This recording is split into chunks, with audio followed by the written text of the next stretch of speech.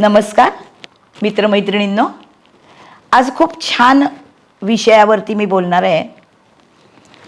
आपण गुरु भ्रमण पाहिलं होतं गेल्या वर्षी, जेव्हा 2 महिन्यासाठी गुरु कर्क राशीत आला होता आणि परत मागे मिथुनेमध्ये गेला, उरलेलं त्याचं मिथुनेतलं भ्रमण पूर्ण करण्यासाठी.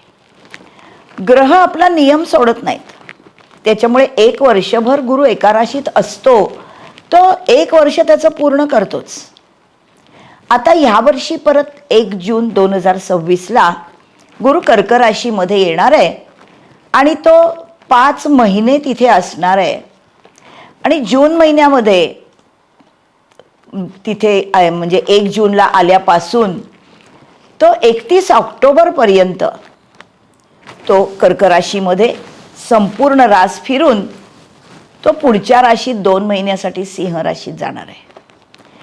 आणि तिथून परत 2 महिन्यांनी मागे येऊन जानेवारीपासून 24 जानेवारीपासून परत 24 जून 2027च्या आधी तिथपर्यंत हा गुरु परत कर्केमध्येच असणार आहे.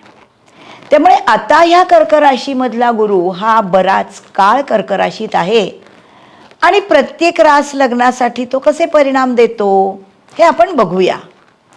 गुरुचं भ्रमण कसं परिणाम देतं हे बघणं ना फार मौज मजेचं असतं. ते अशासाठी की गुरु हा सर्वात मोठा शुभग्रह आहे आणि तो प्रत्येकाच्या कुंडलीमध्ये सर्व चांगल्या गोष्टी दाखवतो. त्याच्यामुळे तो किती प्रकारे आपल्याला चांगलं फळ देणार आहे, कुठल्या रास लग्नासाठी किती वेळ चांगला आहे, हे सगळं आपल्याला बघायला फार मजा येते. आपण सर्व राशींसाठी आणि सर्व लग्नांसाठी, म्हणजे ही रास हे लग्न असं मी सांगणार आहे. आणि त्या राशीमध्ये किंवा लग्नामध्ये नक्षत्र ठरलेली आहेत, या प्रत्येक नक्षत्रासाठी तो गुरु कसं फळ देतोय हे पण आपण बघायचं आहे. चला जाऊया पुढच्या राशीकडे.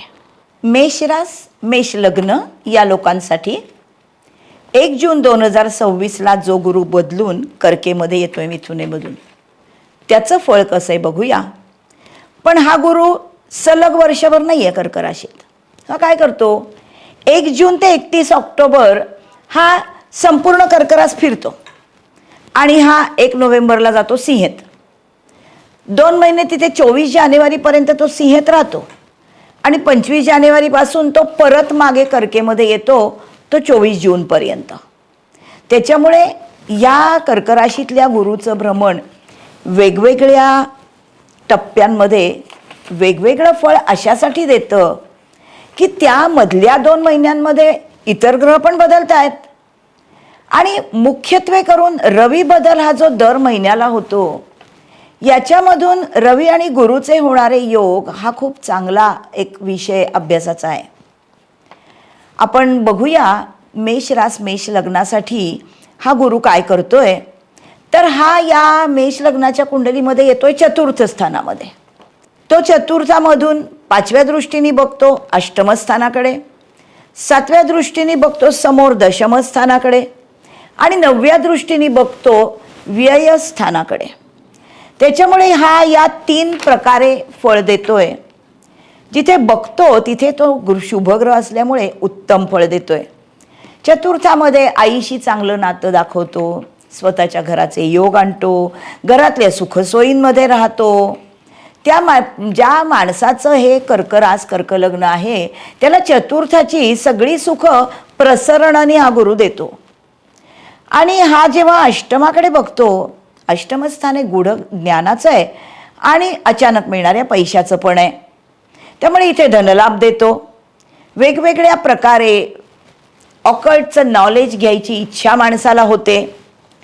हा दशमाकडे बघतो, दशमस्थान हे माणसाच्या कर्माचं आहे, वरिष्ठांचं आहे, सहकार्यांचं आहे. वरिष्ठांची मर्जी असते त्याच्यावर, त्याच्या हातून खूप मोठी कामं होतात. आणि व्ययाकडे बघतो तेव्हा व्ययस्थाने परदेश, तोटे आणि खूप चांगलं ऑकल्टचं नॉलेज जे मोक्षस्थानाचं आहे असं या सगळ्याचं हे स्थान आहे. त्याच्यामुळे 4थातून व्ययाकडे बघणारा गुरु हा माणसाला ऑकल्टच्या ज्ञानाकडे नेण्यासाठी त्याला उद्युक्त करतो. एक दुसरं, खर्च खूप होतात आता जेव्हा घरच घ्यायचंय नवीन, तेव्हा खर्च झाले तर त्यात नवल कुठलं? ते काही वाईट नाही आहेत खर्च, मजेसाठी आहेत. आणि एकूणच हे तोट्याचं पण स्थान आहे. त्यामुळे अनेक प्रकारे माणसाचे खर्च होतात. आता हे सगळे जे परिणाम आहेत हे मेष राशीच्या 3 नक्षत्रातल्या लोकांना थोडे थोडे फरकाने होतात. इतकं डिटेलमध्ये आपण जाऊया. अश्विनी नक्षत्राची जी माणसं आहेत मेष राशीमधली, या लोकांना घराच्या कन्स्ट्रक्शनबद्दल खूप चांगल्या गोष्टी होतील. घरामध्ये घर कन्स्ट्रक्शन होईल, घराचं नवीन वाहनाची खरेदी होईल. 17 जून ते 1 नोव्हेंबर यांना उत्तम धनयोग आहे. 25 जानेवारी ते 2027च्या जून महिन्यापर्यंत नशिबाचं फार चांगलं, त्यामुळे नशिबाने खाणार त्याला देव देणार असं यांच्याबद्दल म्हणा.